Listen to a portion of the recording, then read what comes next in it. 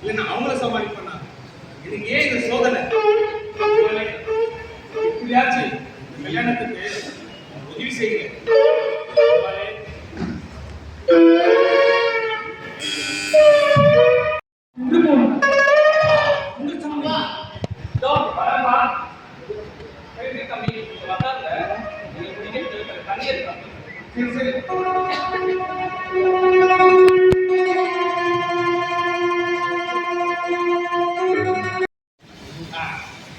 பையன் இப்ப என்ன பண்ணலாம்? நான் எப்படியோ கம்பெனில இருந்து ரிட்டையர் ஆகிட்டேன். என் கம்பெனிலே நல்ல வேலை கிடைக்குமா ஐயா, பையனுக்கு ஏதாச்சும் கல்யாணம் பார்த்துட்டு இருக்கீங்களா?